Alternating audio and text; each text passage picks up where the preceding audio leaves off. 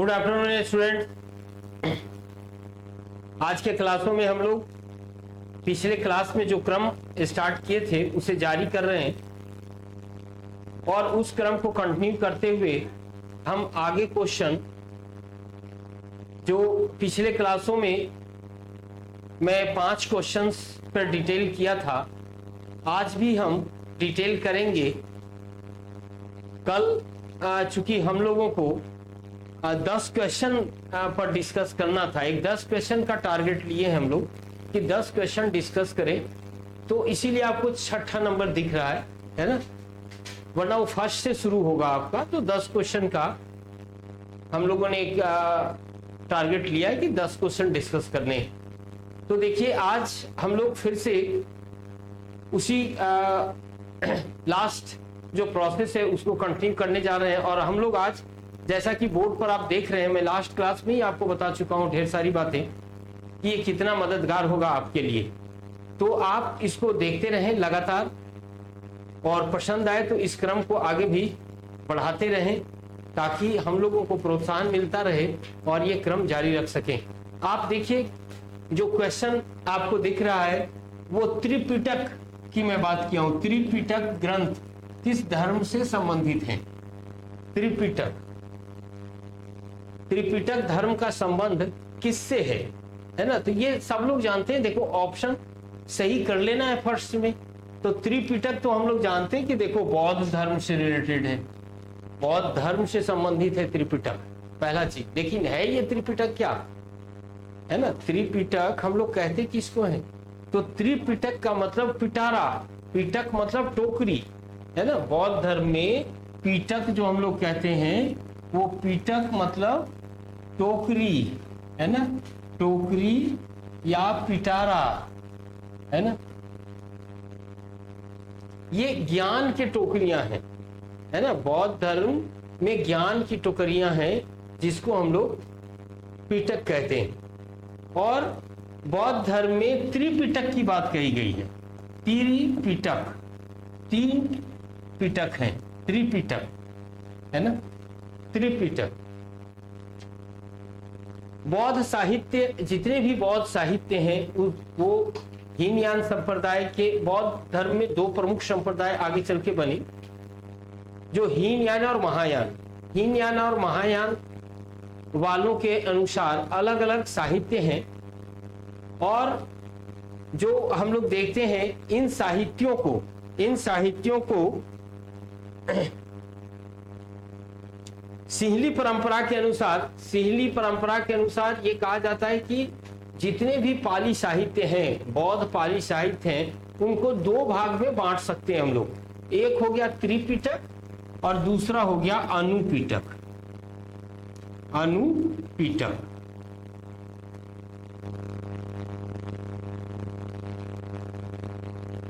त्रिपिटक पर ही हम लोग बात करेंगे, अनुपिटक पर चर्चा नहीं करेंगे। त्रिपिटक, अब त्रिपिटक में देखिए, त्रिपिटक जो है ये 3 है। पहला है आपका सूत पिटक, सूत पिटक है ना, सूत पिटक।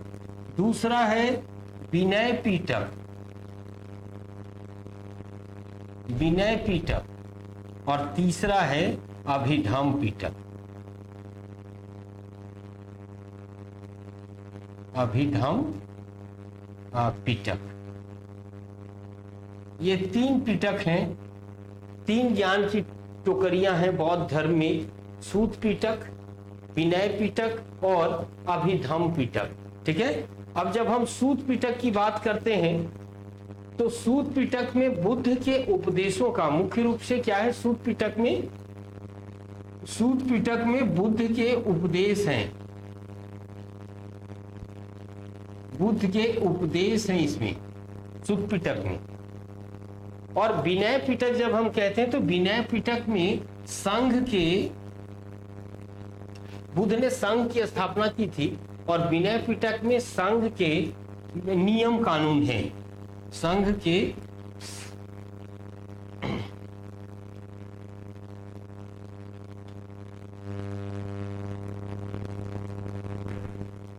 वह कानून, संघ के नियम और कानून है। अभिधम पिटक में कौन सी बातें, तो अभिधम पिटक देखो, अभिधम पिटक में बुद्ध के उपदेशों की दार्शनिक व्याख्या है। उपदेशों की दार्शनिक व्याख्या,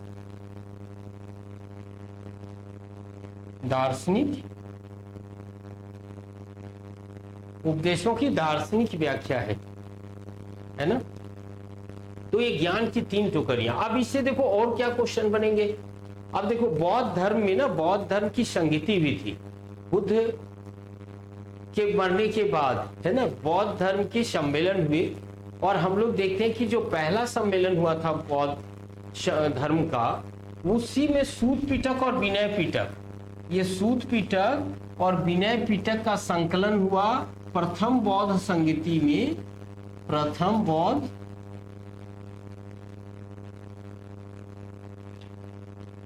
बौद्ध संगति में संकलित, प्रथम बौद्ध संगति में संकलित हुआ। ये कौन कौन, सूत पिटक और विनय पिटक। लेकिन ये अभिधाम पिटक जो है ना, अभिधाम पिटक आपको ध्यान रखना है कि अभिधाम पिटक तृतीय बौद्ध संगति, तृतीय बौद्ध संगति में संकलित हुआ। तृतीय बौद्ध संकलित में संकलित हुआ, है ना। तो ये देखो त्रिपिटक आपको ध्यान रखना है। त्रिपिटक का संबंध बौद्ध धर्म से है और बौद्ध धर्म में त्रिपिटक जिसको कहा गया ज्ञान की टोकरियां, ज्ञान की पिटारे हैं। और ये 3 पिटक हैं, कौन कौन, सूत पिटक, विनय पिटक और अभिधम पिटक। सूत पिटक जब हम कहते हैं तो बुद्ध के उपदेश हैं उसमें। अब ये सब पिटक भी अलग अलग भागों में बटे हुए हैं, ऐसा नहीं सूत पिटक है, दूसरे कौन कौन से भाग हैं वो भी डिटेलिंग किया जा सकता है। अलग अलग सबके ग्रंथ हैं, सूत पिटक के ग्रंथ हैं, विनय पिटक के ग्रंथ हैं और अभिधम पिटक के भी ग्रंथ हैं, ठीक है। और जैसे सूत पिटक कहते हैं, सूत पिटक 4 भागों में बटा हुआ है। सूत पिटक 4 भागों में ये बटा हुआ है सूत पिटक। उसी तरह से विनय पिटक भी बटे हुए हैं। सूत पिटक के साथ साथ आपको विनय पिटक भी बटा हुआ है। सूत पिटक इसके 4 भाग देखो, ये 4 भाग हैं, है ना। उसी तरह से विनय पिटक के भी 4 भाग हैं और विनय पिटक के भी 4 भाग आपको दिखाई देंगे, 4 भाग। और अभिधम पिटक में 7 ग्रंथ हैं। अभिधम पिटक के 7 ग्रंथ, ठीक है। तो सूत पिटक में मतलब बुद्ध के विचार, बुद्ध के उपदेश बटे हुए हैं। जबकि विनय पिटक में हम लोग देखते हैं संघ के नियम कानून है, ये भी 4 भागों में। अभिधम पिटक में जो ग्रंथ हैं, ग्रंथों की संख्या 7 है ना, 7 ग्रंथ हैं अभिधम पिटक में। देन सबका संकलन आपको देखना है कि सूत पिटक कब संकलित हुआ और विनय पिटक कब संकलित हुआ या अभिधम पिटक कब संकलित हुआ, उसको ध्यान में रखना है ना। जैसे हम लोग देखते हैं सूत पिटक के जो 4 भाग है ना। सूत पिटक देखिए, सूत पिटक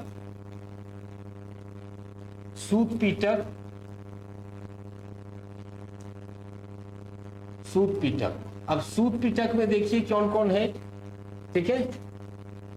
दीघ निकाय, ठीक है, पहला हो गया दीघ निकाय। दूसरा दीघ निकाय के बाद मध्यम निकाय, दूसरा मध्यम निकाय, फिर तीसरा संयुक्त निकाय,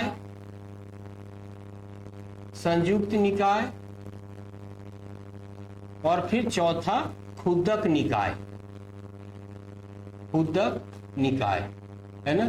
तो देखो अब आप जैसे जैसे बढ़ते जाइए भाई, आपकी परीक्षा की स्तर जैसे बढ़ते जाएंगे उस अनुसार से यहाँ पर वर्णन आपके बढ़ते जाएंगे। फिर इसके अंदर भी जाके कुछ बातें की जा सकती है। दिग् निकाय में क्या है, मध्यम निकाय में क्या है, संयुक्त निकाय में क्या है, खुदक निकाय में क्या है, उस पर भी बातें हो सकती है ना। लेकिन ऑब्जेक्टिव के लिए इतना काफी है मेरे विचार से, है ना, सामान्य प्रतियोगिता परीक्षाओं के लिए। ठीक है, ये फिर स्पेशल बैचेज यदि हम नेट वगैरह का प्रारंभ करते हैं तो फिर उसके डिटेलिंग में जाएंगे कि मध्यम निकाय में क्या है, संयुक्त निकाय में क्या है। बात समझ रहे आप सब, ऐसा मैं मानता हूं। और लेकिन ये सामान्य प्रतियोगिता परीक्षा का जो एक प्रोसेस मैंने स्टार्ट किया है, तो सामान्य परीक्षाओं के लिए इतना इंफॉर्मेशन काफी है। अब उसके अंदर जाने की जो आवश्यकता आपको नहीं पड़ेगी, है ना। उसी तरह से आप देखो कि विनय पिटक, है ना, विनय पिटक के भी 4 भाग आपको बताए, विनय पिटक के 4 भाग बताए। ठीक है, सूत विभाग, विनय पिटक में सूत विभाग, खंडक, परिवार, है ना, इसके भाग हैं विनय पिटक के। अभिधम पिटक में भी हम लोग देखते हैं तो अभिधम पिटक में 7 ग्रंथ की बात कही गई है। ठीक है, वो विभग हैं, यमक हैं, पठान है, इस तरह के 7 ग्रंथ उसमें भी। तो वहां आगे डिटेलिंग हम नहीं करना चाह रहे हैं, इसलिए नहीं करना चाह रहे हैं कि प्रतियोगिता परीक्षा में यही तक है ना। वो 2 क्षेत्र में जब उसका स्पेशल कोर्स यदि इतिहास का हम कराते हैं, शुरू करने वाले यदि कराते हैं, तो फिर आपके साथ उस पर बात करेंगे। जैसे एक पोस्ट ग्रेजुएट टीचर की जो बहाली होती है उसमें सेपरेट विषय पर ऑब्जेक्टिव एग्जाम आते हैं, और साथ ही नेट हिस्ट्री के लिए उस पर हम बात करेंगे। ओके स्टूडेंट्स, तो त्रिपिटक आप समझ गए, है ना। त्रिपिटक के बाद हम लोग बात करते हैं, अगले प्रश्न की ओर बढ़ते हैं और देखते हैं कि अगला प्रश्न क्या है आपका, है ना। अगला प्रश्न अगला प्रश्न देखिए, कौटिल्य के अर्थशास्त्र में किस पहलू पर प्रकाश डाला गया है ना। कौटिल्य का अर्थशास्त्र, देखो अर्थशास्त्र नाम है ना। हम लोग जैसे जानते हैं ना कि अर्थशास्त्र, तो भाई ये इकोनॉमिक्स इसका ट्रांसलेट नहीं कर लेंगे हम लोग, अर्थशास्त्र ही हम लोग इसको लिखेंगे। तो कौटिल्य के अर्थशास्त्र, कौटिल्य का ही नाम और भी था। कौटिल्य को हम लोग और किस नाम से जानते, तो चाणक्य के नाम से जानते। चाणक्य, विष्णुगुप्त, है ना, विष्णुगुप्त के नाम से हम लोग जानते हैं कौटिल्य। 2 और नाम से इनको जानते हैं। इन्होंने अर्थशास्त्र लिखा था। अर्थशास्त्र मौर्यकालीन जो है वो राजनीतिक विचारधारा पर प्रकाश डालती है। अर्थशास्त्र मौर्यकालीन राजनीतिक विचारधारा पर प्रकाश डालती है। ठीक है, राजनीतिक पहलू पर, ये आपका ऑप्शन सही है, राजनीतिक, पॉलिटिकल। इसमें आर्थिक नहीं मारेंगे, ऐसा नहीं कि अर्थशास्त्र है तो आप आर्थिक मार दीजिए, इकोनॉमिक्स समझ लीजिए, ऐसा नहीं, राजनीतिक, है ना। कौटिल्य के अर्थशास्त्र जो है वो राजनीतिक पहलू पर प्रकाश डालता है। और कौटिल्य के का नाम है चंद्रगुप्त, चाणक्य एंड विष्णुगुप्त। ठीक है, कौटिल्य आपको चंद्रगुप्त मौर्य को मौर्य वंश की स्थापना में सहायता दिया था, या एक तरह से स्थापना करवाया था, इसलिए चाणक्य काफी प्रसिद्ध हैं। ठीक है, अब अर्थशास्त्र में कुछ एक चीजें आपको जाननी है सामान्य परीक्षाओं के लिए जो आता है। देखो अर्थशास्त्र जो सबसे पहला चीज आपको ये जानना है अर्थशास्त्र के बारे में। ठीक है, अर्थशास्त्र के बारे में पहला चीज तो ये जानना है आपको कि ये संस्कृत में लिखा गया है। अर्थशास्त्र किस भाषा में है, तो संस्कृत में लिखा हुआ है।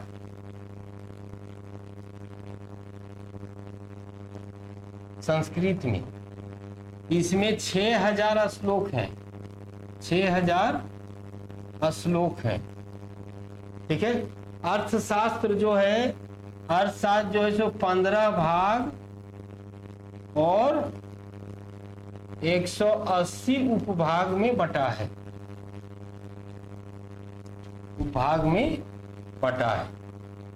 है ना, अर्थशास्त्र।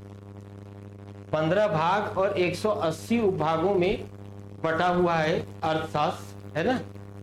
6000 श्लोक है, संस्कृत में लिखा गया है। ओके, तो अब इससे और भी क्वेश्चन आते हैं, जैसे अर्थशास्त्र को खोज किसने की? अर्थशास्त्र की खोज, है ना, अर्थशास्त्र की खोज, अर्थशास्त्र की खोज, ठीक है, शाम शास्त्री ने किया था। शाम शास्त्री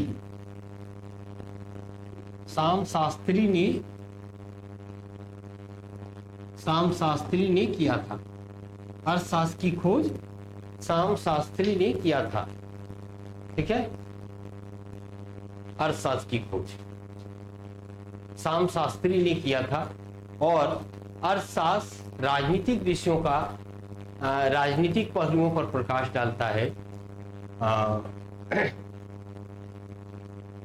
अर्थशास्त्र, और अर्थशास्त्र में राजनीति में सबसे महत्वपूर्ण चीज है कि राजनीति के लिए, राज्य के लिए, है ना, अर्थशास्त्र में राज्य के लिए एक नियम है जिसको सप्तांग सिद्धांत कहते हैं।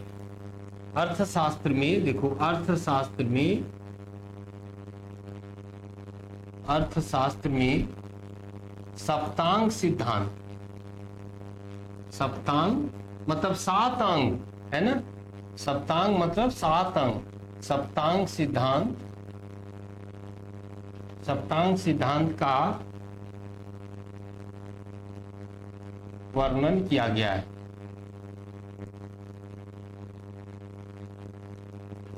सप्तांग सिद्धांत का वर्णन किया गया है, ठीक है। तो 7 अंग, सप्तांग मतलब राज्य के 7 अंगों की बात कही गई है, इसमें अर्थशास्त्र में कही गई है ना। सप्तांग सिद्धांत का यहां पर चर्चा किया गया है अर्थशास्त्र में। सप्तांग सिद्धांत का वर्णन किया गया है। तो ये अर्थशास्त्र से रिलेटेड क्वेश्चन आपको आएंगे सामान्य परीक्षाओं में, आपको ध्यान रखना है। ओके स्टूडेंट्स, तो अर्थशास्त्र। नेक्स्ट आगे बढ़ते हैं अगले प्रश्न की ओर, और 8वां प्रश्न हम लोग देखते हैं। चंद्रगुप्त मौर्य ने सेल्यूकस को किस वर्ष में पराजित किया था? है ना, सेल्यूकस यूनान का था। सेल्यूकस कहां का था? यूनान का था सेल्यूकस। और सिकंदर के बाद, सिकंदर के मरने के बाद, सिकंदर का जो पूर्वी प्रांत था उसका प्रमुख बना था सेल्यूकस, ठीक है। सिकंदर पूर्वी प्रांत, सिकंदर की मृत्यु के बाद,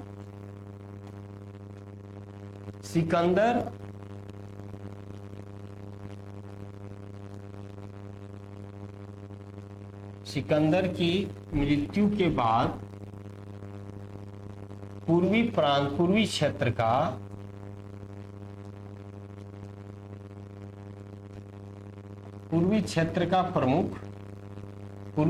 का प्रमुख सेल्यूकस बना। सेल्यूकस बना, है ना, पूर्वी क्षेत्र। अब यही सेल्यूकस भारत आता है। सेल्यूकस भारत आता है और आपको, है ना, 305 ईस्वी पूर्व में चंद्रगुप्त मौर्य और सेल्यूकस के बीच, ठीक है, ये ऑप्शन आपका सही है। 305 ईस्वी पूर्व, 305 ईस्वी पूर्व में युद्ध हुआ था। तो इनके बीच से, चंद्रगुप्त मौर्य और सेल्यूकस के बीच जो युद्ध हुआ, इनके बीच जो युद्ध हुआ सेल्यूकस और चंद्रगुप्त मौर्य के बीच, ठीक है, वो नर्मदा नदी के तट पर हुआ। ये क्वेश्चन याद रखना है, नर्मदा नदी के तट पर लड़ा गया ये युद्ध, नर्मदा नदी। और ईस्वी सन आपको ध्यान रखना है 305 ईस्वी पूर्व में। इसमें क्या हुआ? सेल्यूकस पराजित हुआ। युद्ध का परिणाम क्या था? युद्ध का परिणाम था सेल्यूकस सेल्यूकस पराजित हुआ। ठीक है, सेल्यूकस पराजित हुआ था, सेल्यूकस पराजित हुआ था। और सबसे बड़ी बात कि इस युद्ध के बाद एक वैवाहिक संबंध स्थापित किया गया, और यह वैवाहिक संबंध क्या था? सेल्यूकस की बेटी का विवाह चंद्रगुप्त मौर्य से हुआ था, है ना। युद्ध के बाद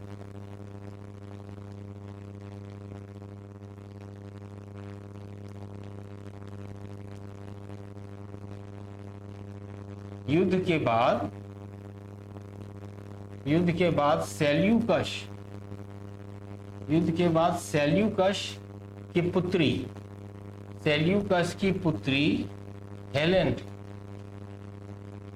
का विवाह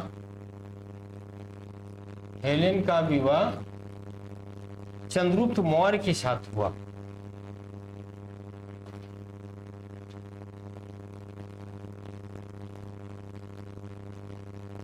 चंद्रगुप्त मौर्य के साथ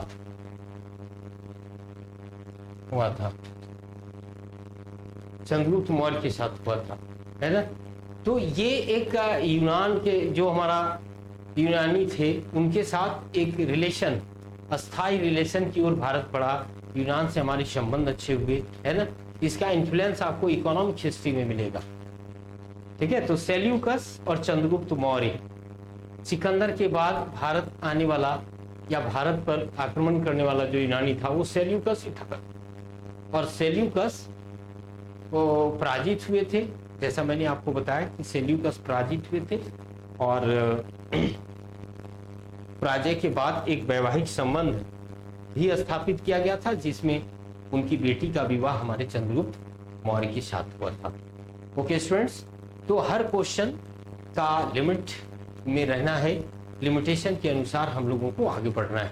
ओके, नेक्स्ट क्वेश्चन पर हम लोग बात करते हैं। Question number 9। क्वेश्चन नंबर 9 यहां पर हम लोग देखते हैं, सांची का स्तूप किसने बनवाया? सांची का स्तूप, है ना, सांची का स्तूप किसने बनवाया? ठीक है, तो स्तूप जो है वो महात्मा बुद्ध के, स्तूप किसका प्रतीक है? महात्मा बुद्ध के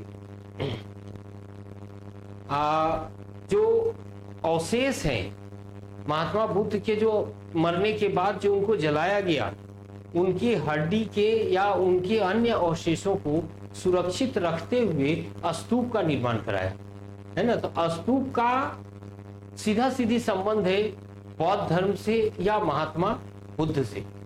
तो महात्मा बुद्ध, आप जानो कि महात्मा बुद्ध जब मरे, जब उनको जलाया गया, तो उनके जो 7 बड़े भक्त थे, जलाने के बाद जो उनके 7 बड़े भक्त थे, वो महात्मा बुद्ध की टोटल जो हड्डियां जलने के बाद जो कलेक्ट हुई, उनको 7 भाग में बांट दिए, 7 भाग में बांट दिया, और 7 भाग में बांट के 7 स्तूप का निर्माण करा दिया। 7 स्तूप का निर्माण, देखो स्तूप जो होता वो इस तरह का बनता, ऐसे स्तूप बने, है ना। अब महात्मा बुद्ध का जो अवशेष है वो गर्भगृह में स्थापित होता है, ये गर्भगृह है ना। आज भी देखो मूर्ति कहाँ स्थापित होता है? गर्भगृह, है ना, गर्भगृह में मूर्ति स्थापित। अब ये स्तूप बन गया। अब स्तूप पे देखो आप अपना एंट्रेंस दे लो किनारे से, है ना, किनारे से आप एंट्रेंस दे लीजिए, इस तरह से आप बना लीजिए स्तूप। आपका स्तूप बन के तैयार हो गया, किनारे से आप एंट्रेंस रखिए।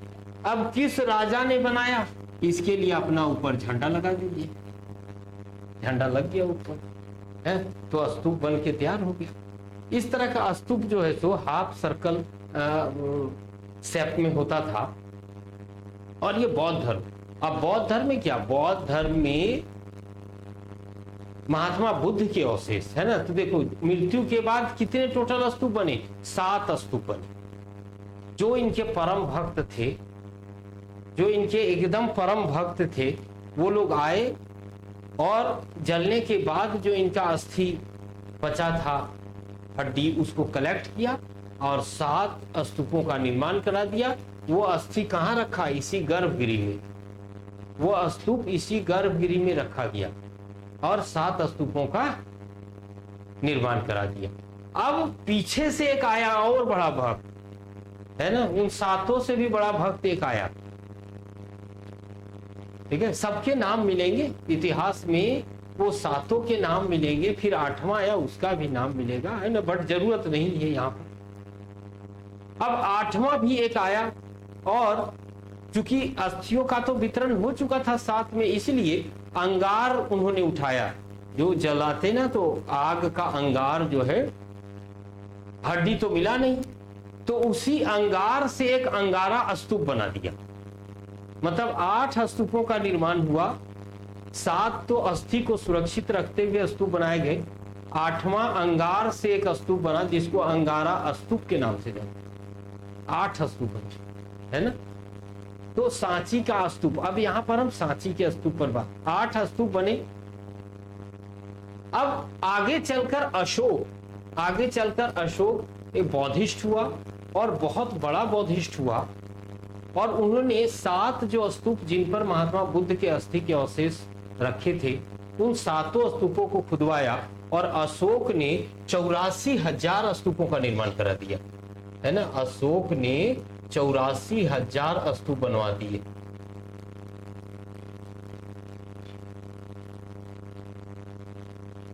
चौरासी हजार स्तूपों का निर्माण करा दिया अशोक ने, इतना बड़ा भक्त हुआ।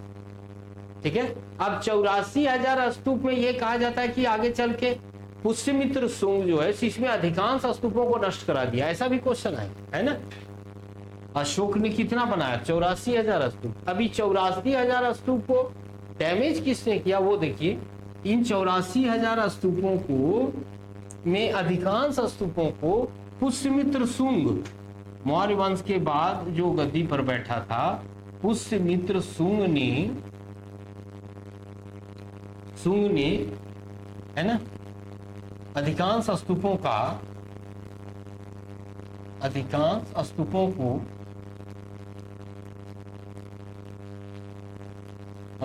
को नष्ट कर दिया।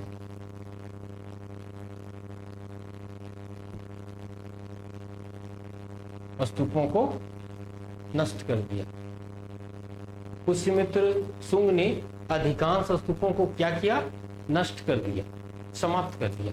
उसमें से कुछ एक स्तूप बचे हैं जो काफी अच्छे पोजीशन में, जिनमें एक सांची स्तूप भी है।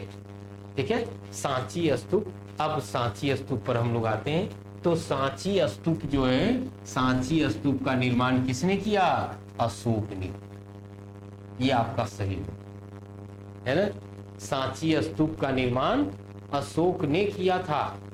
इतने सारे स्तूपों में एक सांची स्तूप भी है ना। अब सांची स्तूप से रिलेटेड क्वेश्चन है, सांची स्तूप है कहाँ भाई?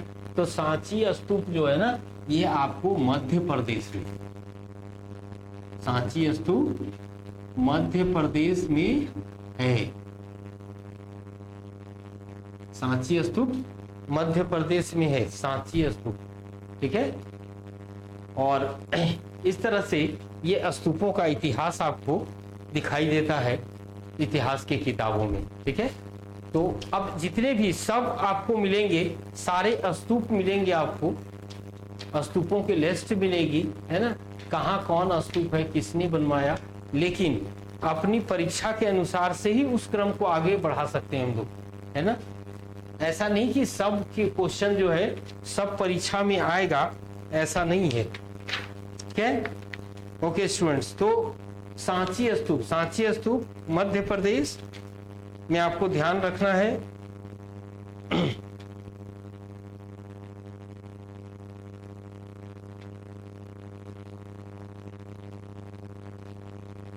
ओके, तो सांची के स्तूप से ये सारे इंफॉर्मेशन आपको ध्यान में रखने।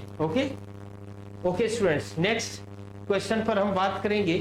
क्वेश्चन नंबर 10 पे, है ना। क्वेश्चन नंबर 10 को देखते हैं कि क्वेश्चन नंबर, कलिंग युद्ध की विजय तथा क्षतियों का वर्णन अशोक के किस शिलालेख में है ना। कलिंग युद्ध, ठीक है। तो कलिंग युद्ध, कलिंग कहां है? तो कलिंग जो है ना, उड़ीसा, कलिंग उड़ीसा।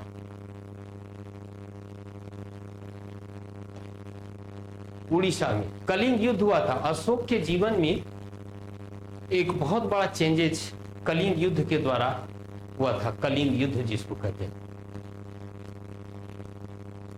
अब कलिंग युद्ध का जो वर्णन है वो ऑप्शन को सही करते हैं। कलिंग युद्ध का वर्णन जो है वो हमारा शिलालेख, बृहद शिलालेख नंबर 13 में है ना, 13 में, बृहद शिलालेख 13 में कलिंग युद्ध का वर्णन किया गया है।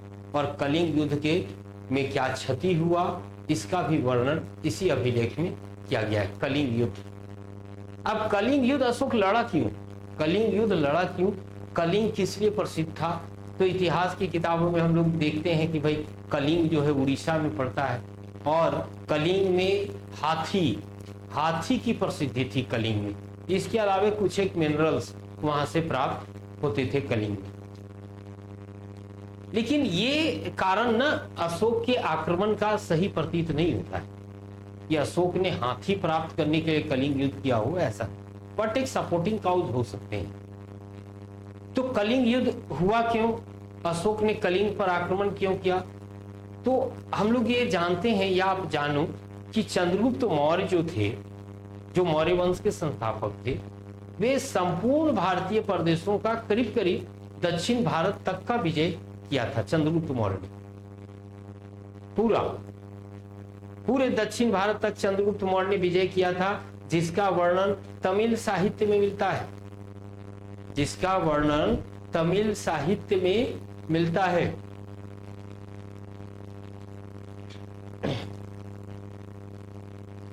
जो संगम काल के साहित्य हैं, आहनानुरु और मुरनानुरु है ना, उसमें मिलता है। तो उत्तर भारत को चंद्रगुप्त मौर्य ने तो जीता ही, साथ ही दक्षिण भारत को भी जीता। तो अब अशोक, उसके बाद आपको बिंदुसार राजा बने, बिंदुसार के बाद अशोक बना। तो अशोक के लिए उत्तर भारत तो जीता हुआ क्षेत्र मिल गया, दक्षिण भारत भी जीता हुआ। तो विजयकारी के लिए इनके ठीक नीचे कलिंग पर विजय नहीं हुआ था, कलिंग को नहीं शामिल किया गया था। इसलिए अशोक 2-3 कारणों से, पहला चीज है कि एक साम्राज्यवादी सोच रखता था और पड़ोस में ही अविजित क्षेत्र थे, कलिंग, इसलिए कलिंग पर आक्रमण करना उचित समझा। दूसरा, इकोनॉमिकल वैल्यू बताया आपको कि हाथी और थोड़े मिनरल्स वहां से प्राप्त होते थे, जिसके कारण कलिंग पर आक्रमण हो सकता था। तीसरा है कि भाई जब भी वो दक्षिण की ओर जाना चाहेगा, उड़ीसा होके गुजरेगा, कलिंग होके गुजरेगा, जिस पर इनका अधिकार नहीं है। और इन्हीं कारणों से, जिनमें सबसे महत्वपूर्ण साम्राज्यवादी कारण प्रतीत होता है, और अशोक ने कलिंग पर आक्रमण कर दिया। कब किया?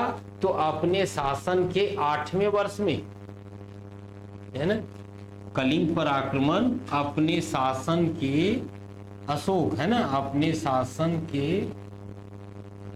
8वें वर्ष में, 8वें वर्ष में कलिंग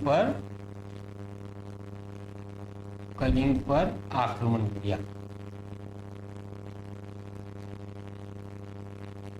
कलिंग पर आक्रमण किया था 8वें वर्ष। 8वें वर्ष मतलब कितना? 261 ईस्वी पूर्व में कलिंग पर आक्रमण 261 ईस्वी पूर्व में अशोक ने किया, है ना। तो अब अशोक गद्दी पर 269 में गद्दी पर बैठा था। 8वें वर्ष में वो कलिंग पर अटैक कर दिया, है ना। और उद्देश्य मैंने बताया कि कलिंग पर क्यों किया, ठीक है। तो कलिंग आक्रमण में क्या हुआ? तो कलिंग आक्रमण में जो परिस्थिति, ऐसा सिनेरियो बना कि कलिंग के सारे पुरुष कहा जाता मारे गए, महिलाओं ने शस्त्र उठा लिए। तब अशोक का हृदय परिवर्तन हो गया, है ना, हृदय मतलब अशोक हार्टली चेंज हो गए। उन्होंने सीधा हथियार डाल दिया, युद्ध नीति का परित्याग कर दिया, है ना, कि अब युद्ध नहीं होंगे, ऐसा उन्होंने अनाउंस कर दिया। किसने? अशोक ने। और बौद्धिस्ट हो गए। अब बौद्ध धर्म की बात करने लगे, मतलब सीधा एकदम मिरेकल चेंजिंग जो कहते हैं ना, वो अशोक के जीवन काल में हुआ, शासन के 8वें वर्ष में। और अशोक ने, या उसके बाद ही अशोक महान हो गए, अशोक महान कहलाने लगे। अब इन समस्त कलिंग युद्ध का वर्णन अशोक के जो शिलालेख हैं, है ना, अशोक के जो शिलालेखों की संख्या है, अशोक का जो शिलालेख है, वो हम लोग ये जानते हैं कि अशोक के शिलालेख की संख्या 40 है ना। शिलालेख की संख्या, शिलालेख की संख्या है ना, शिलालेख की संख्या कितनी? 40। अब ये शिलालेख जो है ना, इसमें 14 जो है बृहद शिलालेख हैं, 14 बृहद शिलालेख, 7 स्तंभ अभिलेख, 7 स्तंभ अभिलेख है ना, और फिर अन्य लघु शिलालेख है, लघु शिलालेख, लघु शिलालेख, लघु शिलालेख है ना अशोक के। ये अब ये 14 में से देखो, 14 बृहद शिलालेख है ना, 14 बृहद शिलालेख में 13वें शिलालेख में कलिंग युद्ध का वर्णन है। ठीक है, तो अशोक के शिलालेख आपको ध्यान रखना है ना। अब शिलालेख से और भी प्रश्न बनते हैं, जैसे ये सारे तो लोकेशन बताने, फिर सब कहाँ, 7 स्तंभ अभिलेख कहाँ कहाँ है, 14 बृहद शिलालेखों में कौन कौन सी बातें कहीं, कुछ इंपॉर्टेंट, फिर ढेर सारे लघु शिलालेख हैं, उस पर बातें होती है कि लघु शिलालेख में क्या कहा गया। अब अशोक के शिलालेख जो है ना, उसको सर्वप्रथम किसने पढ़ा, है ना, अशोक के शिलालेख को सर्वप्रथम किसने पढ़ा, तो आपको ध्यान रखना है कि 1837 में सर्वप्रथम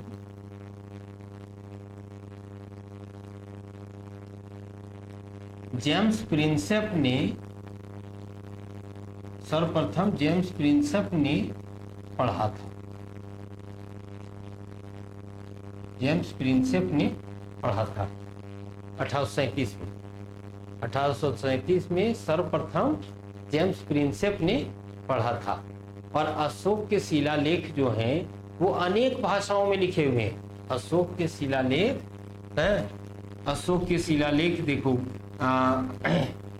खरोष्ठी में है, खरोष्ठी, आर्माइक,